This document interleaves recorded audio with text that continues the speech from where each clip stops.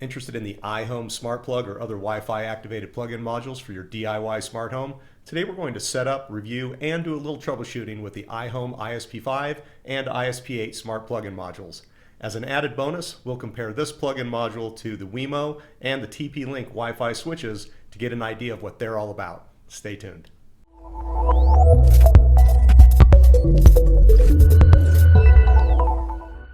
Hi everyone, John Stone, the DIY Smart Home Guy, here to help you through the ins and outs of the iHome Control Wi-Fi Smart Plug. If you've spent any amount of time on my channel, you'll have seen quite a few reviews on various plug-in modules. To date, all of these have been Z-Wave modules that require a smart home hub like the Wink Hub 2 or the Samsung SmartThings. Today we're going to look at the iHome isp5 and isp8 Wi-Fi Smart Plugs. I've also invited Eric from Modern Day Family Man to help out with the Apple stuff. He'll be making an appearance later in the video to walk us through how to use the iHome plug with both Siri and SmartThings.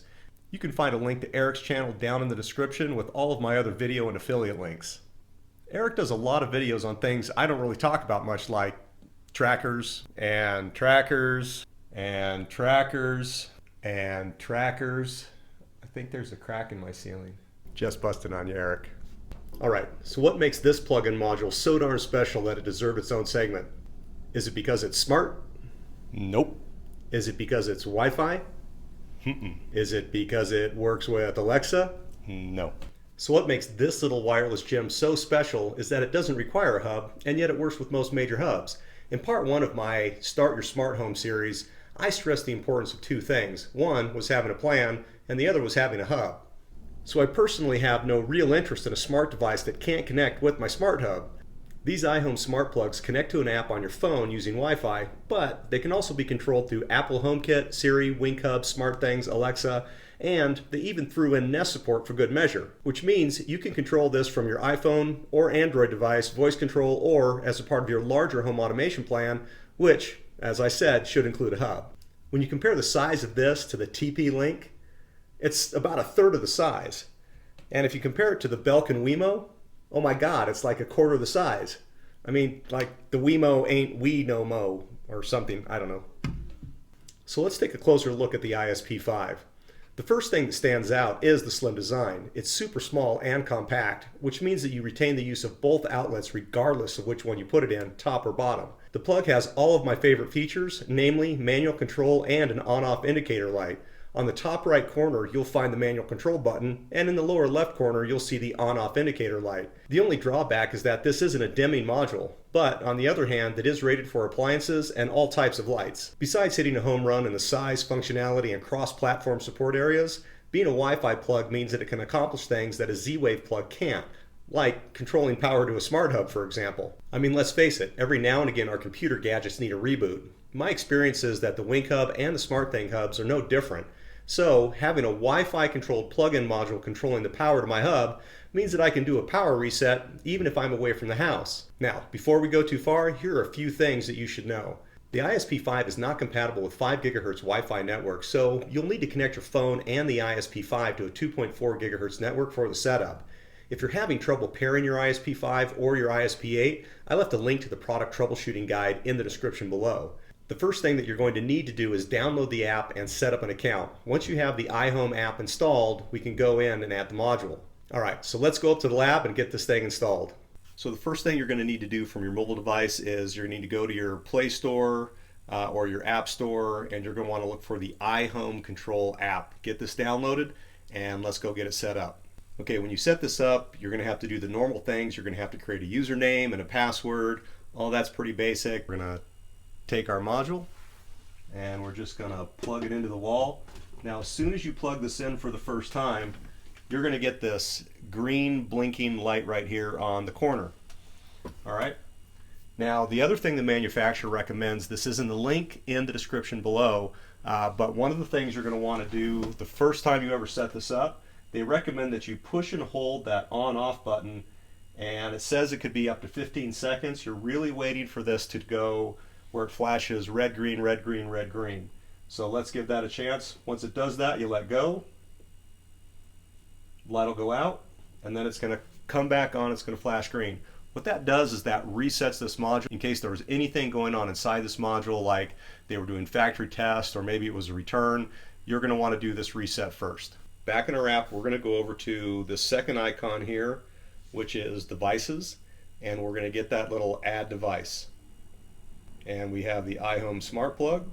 Tap that, and then we click next. And right here on this screen, they're telling you to do the reset before you try to do anything else. And it's basically what we just walked you through. Also ensure that we're connecting to a 2.4 gigahertz device. Next. Now this is automatically going to search for a device in our area. And there it is. It's found my smart plug. And continue. Here we go. This could take a while. Alright, so remember I said you're going to want your phone on your 2.4 gigahertz network, and when you do that it's automatically going to come through. Click done, and then you go into setting up device mode. On the bottom of your switch here, you're going to have a numbered code, which I've partially blanked out and I'm not showing you because I don't want you to have my code. You're just going to put that in front of the camera here. Let's set it up the right way. It's going to read that code and start pairing everything in. Okay, so let's plug that back in. I can't find the answer to the question I heard. I didn't ask you. Alright, so this is a light. Next. And I'm going to name this lab light. And next. And it's on my lab wall. That was the room I already had. So select that, say done. And there is my lab light. Okay, so we've repositioned the lamp here. Hope it's stable up on top of my wall there. And we've got it plugged into the iHome device. Now let's just give it a quick test. And one thing I really like about Wi-Fi smart plugs is these things are super fast. You don't get the 1, 2, 3 second delay that you'll get out of a Z-Wave hub. So now we've got this light, this plug-in module here. This is connected into the iHome app. Now just a couple of other quick tours here. There's a number of preset things that you can do to set up good morning schedules, leaving homes. These can be just quick keys that will turn lights on and off for you. You can also come in here and you can set up rules. If you have a smart hub already, SmartThings, this would be like a routine. Wink hub, this is like a robot. So you can add rules here, and then there's other settings that you can do. We're not really going to walk into any of that. I encourage you to just to play around with your app. But the next piece that I want to do is I want to show you how you would get this set into your Wink hub. So in the Wink hub, standard installation, you're going to come down and you're going to find your hub. Add a product. We're going to go down to power, and number 2 on the list, there's our iHome Smart Plug. Right, and we're going to come over here. Now we already have the account. That's one of the first things we did was set up that account. So I have an account, and we're going to do the connect now. The Wink app is now going to take you over to an iHome login screen. You're going to want to enter your iHome credentials here. And once you enter in your login details, you're going to get this screen right here, which is allowing it to authorize, which is authorizing it to connect to your devices. Then you connect. So we're good to go right now. We can just tap on that. And you see it's still pretty quick. Now that I have this controlled through my Wink hub, I can do anything here that I can do with anything else. So I want to do something fun. So I have this switch right here which controls my lab light. This is my Lutron Caseta dimming module. Have it hooked up to a 3-way switch. Find a video for that right here. So anyway, we're going to set this up so that by turning this light on, it'll turn this light on. And how we're going to do that is we're going to go over and do a robot real quick. New robot. And we're going to name that Lutron Turns On iHome. Alright, so when something happens, and that something is going to be Lutron Lab Turns On, save that, do that anytime. Then what I want to happen is I want that iHome, so I want to come down to my lab light, And I want to say turn that on.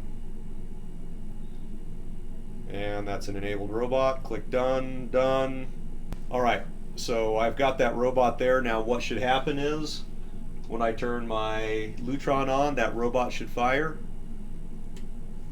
And it turns on that light. A little bit of a delay, but that's the thing you get with robots. Not too bad, 1-2 seconds. So now this is, as I said, fully integrated with my Wink Hub, so I can do anything here. And if you saw my Stringify video, you can actually hook this in with Stringify directly through the Wink. You don't have to add any other skills in or apps in to get any of that stuff done. So that is that. Pretty cool. Okay, so the last thing we're going to do is we're going to get this hooked into our Amazon Echo Dot, and we're going to do the devices adding in the normal way. Computer, discover devices. Starting discovery. This can take up to 20 seconds. Discovery is complete. I found 85 smart home devices. 85. That's probably because I have a lot of shortcuts and Stringify flows in here as well. I think I really have somewhere around 50, but I'll take 85. Okay, anyway, now that that's added in, what we can do is we can simply say, computer, turn lab light on. Okay. Pretty fast. Computer, turn lab light off. Okay. So just to recap, I have this running through the iHome control app from my phone. I've got this connected in through my Wink Hub. I've added in that robot, which is going to automatically turn it on if I turn on a switch in my house, for example. Or I can just simply say, computer, turn lab light off. Okay. Computer, turn Lutron lab off. Okay. Simple as that. So let's turn this over to Eric for the SmartThings and Siri integration. Thanks, John. Today we're going to be talking about trackers. Okay, I've been doing a lot of videos on trackers lately, but they're so much fun. You can track your keys, you can track your wallet, you can track your purse, you can track your phone, you can track your car, you can track your TV remote, you can track your pet, you can track your food, you can track your water, you can even track your kid or your wife. I actually do other things on this channel, anything from technology reviews to home automation to how-tos. Anything that might interest a family man definitely might be on this channel. So as John said, I am Eric from Modern Day Familyland. There will be a link to my channel down below, so definitely check that out. We are here today to take a look at the iHome Smart Home Plug. I actually have the isp8 version, which is, I believe, the newest version. And John will definitely leave some links down below so you guys can get more specs on these products. We're going to look at how to sync it up with Apple HomeKit and also how to hook it up with the SmartThings hub. Let's go ahead and get started. So to hook it up to your Apple HomeKit is actually extremely easy once you have your iHome app set up and working, which John has already reviewed. Once you do that, all you have to do is go into the HomeKit app and boom, here you have it. You're done. It's simply that easy. And just like John said, look how fast this works. On, off, on, off. Almost instantaneous. Very similar to Amazon's Alexa system, you can simply say, hey Siri, turn on the family room lights. Okay, the family room lights is on. And just like that, they're on. And I'm pretty certain that Apple is working on their home speaker, very similar to the Amazon Echo. In the future, John or I will have some videos on some automation or scenes for the Apple HomeKit, so definitely stay tuned. Let's go ahead and take a look at the SmartThings app. All right, so you can see I do have a couple of a garage door sensor. I have an outlet, I have the phones connected, I have front door, back doors all connected. All right, first thing you gotta do is go all the way down to the things list and click add a thing. So it says it's looking for a device. All right, so it's not finding it, so we're going to add the device manually. And we're going to say this is a, all right, we're going to call this an outlet. And this is the isp8. And we're going to say connect now. Connect with your iHome account, which we do have that. And we're going to put in our username and password. We're going to hit login. SmartThings would like to access your devices. Then we're going to authorize. Alright, iHome is now connected to SmartThings. Hit done to complete the setup. You can select to have certain devices connected or connect all of them. Let's go ahead and connect all of them. Hit done. Okay, so it did add it. Here's the family room lights. Let's go ahead and click on. Bam. And that's it, guys. That's how you hook it up to your SmartThings hub. I want to thank John for allowing me to come onto his channel. If you want to check out my channel, there is a link down below. And let's go ahead and pass it back to John. Thanks, Eric. So, as I said earlier, this is a very versatile module and definitely my favorite Wi-Fi module without a doubt. Thanks for watching. Don't forget to subscribe and don't forget to click like. Over here are a couple of other videos that you might enjoy. For more reviews, tips, and DIY videos, visit azhb.com. And thanks to all of you that already follow me over on Facebook or Twitter. Both are at DIY Smart Home Guy. Until next time, cheers.